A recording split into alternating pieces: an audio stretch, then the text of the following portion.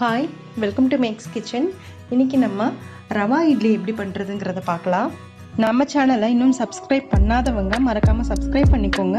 பக்கத்தில் இருக்கிற பெல் ஐக்கானையும் ப்ரெஸ் பண்ணுங்கள். அப்போ தான் நான் போடுற வீடியோவோட அப்டேட்ஸ் உங்களுக்கு வரும். ரவா இட்லி பண்ணுறதுக்கு ஃபஸ்ட்டு ரவை அந்த தாளிப்பு விஷயம் எல்லாத்தையுமே நம்ம வறுத்துக்கணும் நல்லா. அதனால் ஒரு கடாயை அடுப்பில் வச்சுட்டு நெய் விட்டுக்கோங்க. 2 ஸ்பூன் நெய் விட்டுருக்கேன். நெய் தான் இதுக்கு டேஸ்ட்டு. நீங்கள் நெய்யில் ரவையை வறுத்தா தான் அந்த ரவா இட்லி நல்லா சாஃப்டாக நல்லா உதிரியாக சூப்பராக வரும். அதனால் நெய் கண்டிப்பாக நீங்கள் விட்டுக்கணும், கொஞ்சம் தாராளமாகவே விட்டுக்கணும். இந்த டைமில் கடுகு போட்டுக்கோங்க. கடுகு கொஞ்சம் பொரியிட்டு கடலைப்பருப்பு,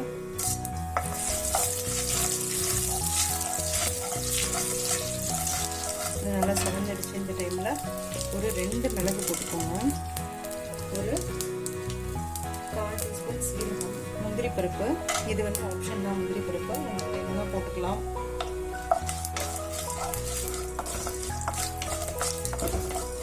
முந்திரி பருப்பு கொஞ்சம் செவக்கட்டும்.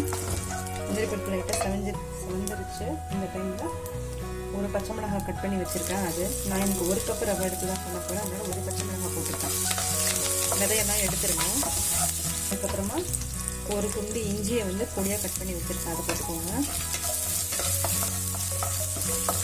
அடுத்து கருவேப்பிலை. நான் இன்னைக்கு 1 கப்பு ரவை, ஒரு அழாக்கு ரவை எடுத்திருக்கேன்.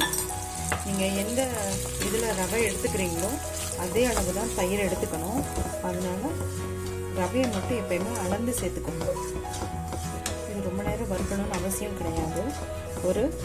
ஒரு நிமிஷம் மீடியம் ஃப்ளேமில் வச்சு நீங்கள் வறுத்தா போதும். கலர் ரொம்ப சேஞ்ச் ஆகிடக்கூடாது, அதை பார்த்துக்கோங்க. இந்த சூட்லேயே நான் கொஞ்சம் பெருங்காயம் ஆட் பண்ணிக்கிறேன். இப்போது நல்லா ரவை ஆறிடுச்சு. இந்த டைமில் தயிர் எடுத்துக்கலாம். நான் 1 கப்பு ரவை எடுத்தேன் இதில், அதனால் இதுக்கு 1/2 கப்பு தயிர் போட்டுக்கிறேன். நீங்கள் 1/2 கப்பில் இருந்து 3/4 கப்பு முடியும் நீங்கள் தயிர் சேர்க்கலாம். சேர்க்கறதுக்கு முன்னாடி இதை நல்லா பீட் பண்ணிக்கோங்க, ஏன்னா கட்டி கட்டியாக இருக்கும் இல்லையா. இன்னொரு 1/2 கப்பு, 1 கப்பு சேர்த்துருக்கேன்.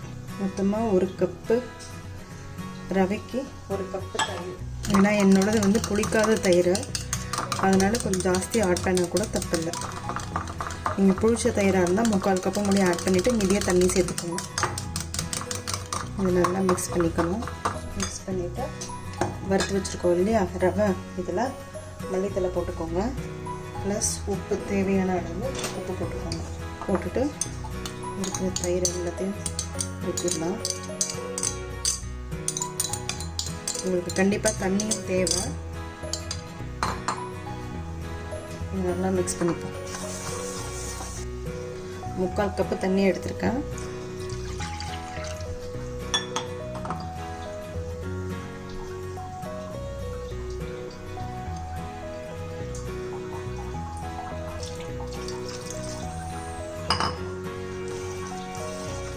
பார்த்தீங்கன்னா இங்கே பாருங்க.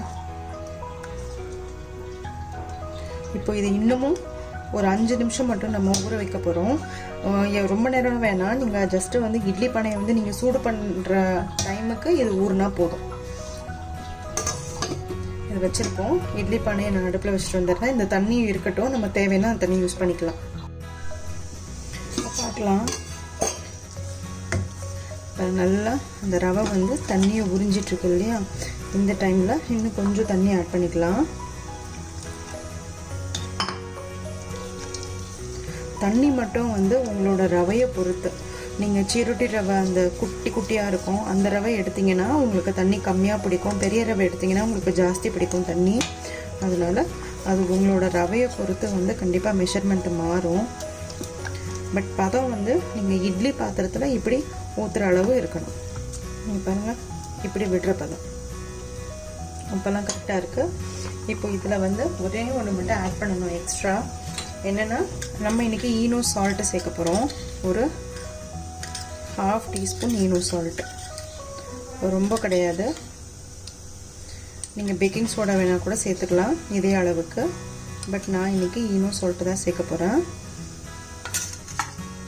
சேர்த்துட்டு இதை நல்லா மிக்ஸ் பண்ணி விட்டிங்கன்னா உங்களுக்கே தெரியும், மிக்ஸ் பண்ண மாவு அப்படியே ரொம்ப ப்ளஃபி ஆகிட்டே இருக்கும். இந்த கட்டிமாக இருக்கிறது போய் இது வந்து நீங்கள் இட்லி ஊற்றுறதுக்கு முன்னாடி தான் நீங்கள் இதை ஆட் பண்ணி வைக்கணும், முன்னாடியே ஆட் பண்ணக்கூடாது. அது மாதிரி நீங்கள் மிக்ஸ் வந்து நீங்கள் ரெடி பண்ணி வைக்கிறீங்க அப்படின்னு சொன்னால் இந்த பேக்கிங் சோடா, ஈனோ சால்ட் இது ரெண்டை தவிர மீதி எல்லாத்தையுமே வறுத்து நல்லா காய வச்சு நீங்கள் ஏர்டைட் பாக்ஸில் போட்டுட்டு எப்போ உங்களுக்கு தேவையோ அப்போ தயிர், தண்ணி ப்ளஸ் இந்த ஈனோ சால்ட்டோ இல்லை பேக்கிங் சோடாவோ நீங்கள் ஆட் பண்ணி இட்லி ஊற்றிட வேண்டியதான். உங்களுக்கு இதில் வேணும்னா நீங்கள் கேரட்டு திருவி போட்டுக்கலாம். பட் நான் கேரட்லாம் இன்றைக்கி போட போகிறதில்ல. இதை வந்து நான் இட்லி பண்ணையில் ஊற்றிடுறேன். இட்லி இதிலேயே ஊற்றிடலாம்.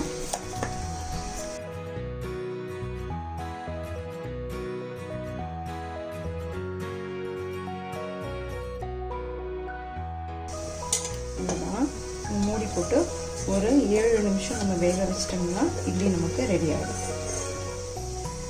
6 நிமிஷம் ஆயிடுச்சு பாருங்கள். இட்லி சூப்பராக வந்துருச்சு. உங்களுக்கு வேணும்னா நீங்கள் ஒரு சின்னதாக ஒரு குச்சியோ இல்லை நைஃபோ நீங்கள் வந்து வச்சு பாருங்கள். தண்ணியில் லைட்டாக போட்டுட்டு வச்சு பார்த்தீங்கன்னா உங்களுக்கு க்ளீனாக வரும்.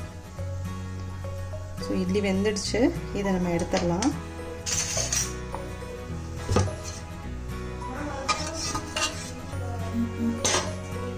நான் வந்து துணி போட்டு பண்ணுறேன். உங்களுக்கு வேணும்னா நீங்கள் துணியில் பண்ணுங்கள். அப்படி இல்லாட்டினா இட்லி குக்கர் அந்த மாதிரி பண்ணுறதா இருந்தால் நீங்கள் வந்து எண்ணெய் தடவிட்டு நார்மலாக இட்லி வேக வைப்போம் இல்லையா, அது மாதிரி பண்ணிக்கலாம். சூப்பராக இட்லி வெந்துடுச்சு. நல்லா இட்லி வெந்துடுச்சு. இதை வந்து நல்லா நான் இன்றைக்கி தேங்காய் சட்னியும் கார சட்னியும் வச்சுருக்கேன். அதோட நீங்கள் சர்வ் பண்ணுங்கள். சூப்பராக இருக்கும்.